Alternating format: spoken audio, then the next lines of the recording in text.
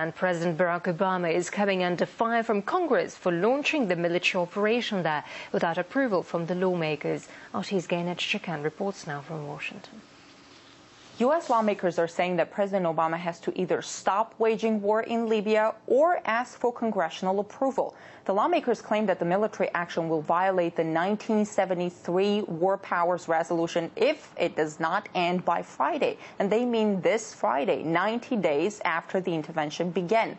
Under the U.S. Constitution, to wage a long-term war, the president needs to get authorization from Congress. Analysts say the Obama administration will certainly find a way to get around the requirements by referring to his rights as commander-in-chief, as well as certain legal speak. Up to this day, the administration has refused to say war when it comes to their actions in Libya. They call it kinetic military action, but as a result of that kinetic military action, civilians are bombed every day. A group of international observers is now in Tripoli, including a former U.S. Congresswoman, Cynthia McKinley. We spoke with her a few days ago. She said they heard and they counted 89 blasts in just one day. Those are civilian neighborhoods. 89 bombs dropped in just one day. There is a lot of concern that the voices of those who are caught up in that horror in Tripoli go unnoticed in the international community.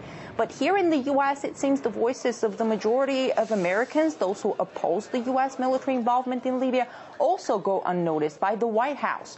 The administration continues to stress the good cause that they pursue in Libya, but some analysts say the administration also seems to be in denial when it comes to the will of their own people regarding the issue, as well as constitutional procedures. Legal experts say there is not much congressmen can do to force the president to comply, at least with the U.S. Constitution, because there are ways to get around, ways the Obama administration seems to be using extensively. Most congressmen now criticize President Obama for, as they say, ignoring Congress. But Capitol Hill observers say it's mostly political games that the lawmakers are playing to score points by snubbing the president. Come the day to actually vote, the majority of them will vote for more military spending, as they always do. But there is a small bipartisan group of congressmen, 10 people in it, who went further than verbal rebukes, and they sued President Obama on the grounds that he's violating the Constitution. But everybody here knows that the lawsuit is certain to be dismissed on procedural grounds, because the U.S. Supreme Court has determined that members of Congress do not have standing to file such suits. And this is where it hits a dead end, and it makes many wonder whether or not U.S. lawmakers actually have the capacity to effectively represent the people.